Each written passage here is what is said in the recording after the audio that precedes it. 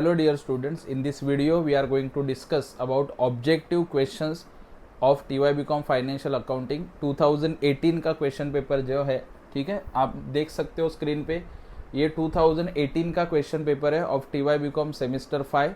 So without wasting time हम लोग इसका क्वेश्चन एंड आंसर दोनों चेक करेंगे, ठीक है। आंसर मैं आपके सामने लिखने वाला हूँ ताकि आप एट अ टाइम ये पढ़ सको। इसका PDF भी आपको मिल सकता है, मनन प्रकाशन का बुक भी आप रेफर कर सकते हो, बट बेटर है कि मैं आपके साथ ही डिस्कस करूँ, ठीक है। सो ये ट्रू और फॉल्स पूछा हुआ है, 10 मार्क्स के लिए था। 12 पूछे जाएंगे, आपको 10 लिखने के लिए बोलते हैं, बट सब लिखोगे तो भी कुछ फर्क नहीं पड़ता। सो जो राइट होगा उसका मार्क्स मिल जाएगा। So let's begin, one by one we will see क्या आंसर्स आने वाले। मैं आपके साथ डिस्कस करके इसके आंसर्स लिखने वाला हूँ, ठीक है। तो यहाँ पे आप लोग देख सकते हो, फर्स्ट क्वेश्चन इज डेब्ट equity ratio after buyback of share should be maintain up to 2:1।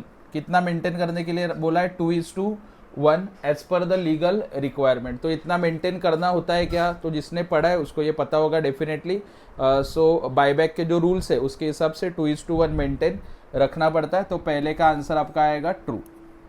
Okay, T लिखा है आपको समझने के लिए। Next one is reduction in liability is debited to capital reduction account. Debited नहीं होता, क्रेडिटेड होता है। तो ये सेकेंड वन आएगा आपका फॉल्स। उसके बाद third point is investment accounting is governed by accounting standard 13। Yes, definitely true है। ये आपको मल्टीपल चॉइस में भी आ सकता है। Accounting standard 13 is related to investment accounting, ध्यान में रखना, ठीक है। उसके बाद in personal investment accounting, dividend received on shares for pre-acquisition period is treated as revenue gain। तो इसका आंसर फॉल्स आएगा, revenues को ट्रीट नहीं किया जाता, ठीक है। Point number 5, goodwill is classified as fixed asset under the companies act. Yes, definitely this is true. Okay, goodwill comes under fixed asset, उसको बोलते हैं intangible fixed asset.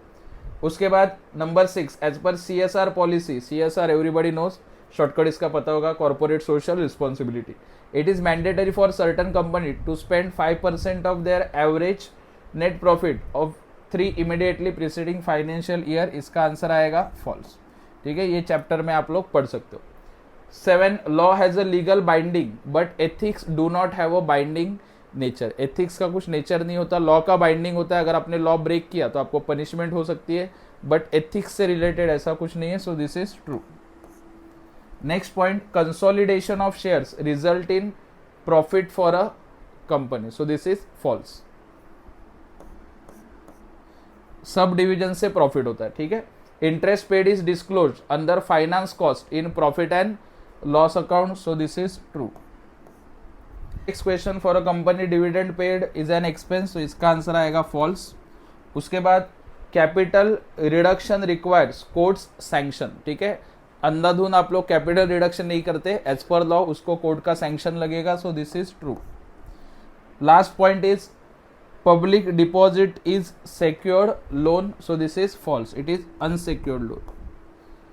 So you can take screenshot of it. Okay, so there are total 12, 12 का 12 हम लोगों ने attempt किया। Okay, so these are all right answers. University के model answer से या फिर बुक में चेक करके लिखा हुआ ये आंसर्स है, आप लोग बार बार देख सकते हो। और ये वीडियो क्यों बनाया? ताकि आपको ज़्यादा मेहनत ना करना पड़े, पढ़ने के लिए भी एक बार आप सुनोगे भी और उसका राइट स्टेटमेंट क्या आना चाहिए वो भी आपको पता चल जाएगा, ठीक है। क्विकली इसके साथ जो दूसरा पार्ट लिखा था वो भी हम लोग डिस्कस करते हैं। ये तो ट्रू और फॉल्स था। ट्रू और फॉल्स के साथ नेक्स्ट पार्ट था MCQ। सो MCQ हम लोग डिस्कस करेंगे। MCQ आप लोग देख सकते हो इसके नीचे। Question number 1B, total there were 12 MCQs। तो पहले 9 हम लोग फिनिश करेंगे, ठीक है। एक ही पेज पे थे इसके लिए, सो समझने के लिए आसानी होगी। ओके, आई होप आपको ये क्लियरली दिख रहा होगा। So first one, bills receivable is shown under dash in balance sheet. तो बिल्स रिसीवेबल कौन से हेड के अंडर आता है? इट इज ट्रेड रिसीवेबल्स के अंडर आता है, ठीक है। उसके बाद internal reconstruction is done as per section 66 of the companies act. Next one, buyback of equity shares can be of fully paid up shares. तो बायबैक के लिए आपका शेयर्स फुल्ली पेड अप ही होना चाहिए, पार्टली पेड अप होगा तो buyback होने वाला नहीं है। Ex interest price includes cost only, x interest में सिर्फ कॉस्ट ही आता है, ओके। कम इंटरेस्ट होगा तो उसमें इंटरेस्ट भी ऐड होता है, ठीक है। एक्स इंटरेस्ट में only cost is there.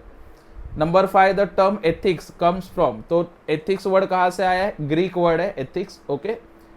Number 6, accounting standard board is constituted by ICAI, institute of chartered accountants of India.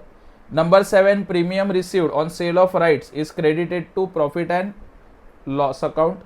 Number 8, a company cannot buy back more than 25% of its own funds. 25% he buyback हो सकता है. Number 9, reconstruction expenses are dash to capital reduction account, it is debited. Okay, so these are 9 questions. इसके answer भी मैंने आपके लिए mark कर दिए, ठीक है। आगे के बचे हुए 3 क्वेश्चंस भी हम लोग कंप्लीट कर लेते हैं।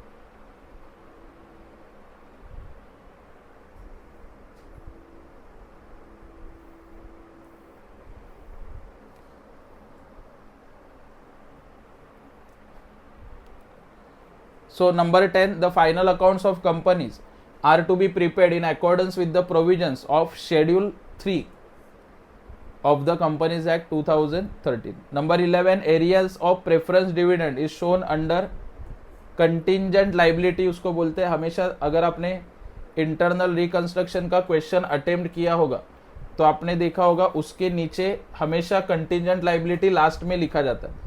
सो contingent is the right answer. Number 12, current investments are valued at cost और market value whichever is lower आएगा इसका आंसर, ठीक है। तो ये हम लोगों ने डिस्कस किया 2018 का ट्रू और फॉल्स एंड MCQ, ठीक है। अगला वीडियो देखना, अगले वीडियो में हम लोग डिस्कस करेंगे 2019 फाइनेंशियल अकाउंटिंग का ऑब्जेक्टिव्स 20 मार्क्स का। और ये वीडियो आपके फ्रेंड्स के साथ जरूर शेयर करो और क्विकली आप फास्ट मोड पे भी देख सकते हो, फटाफट आपका ऑब्जेक्टिव्स भी कवर हो जाएगा विथ एक्सप्लेनेशन।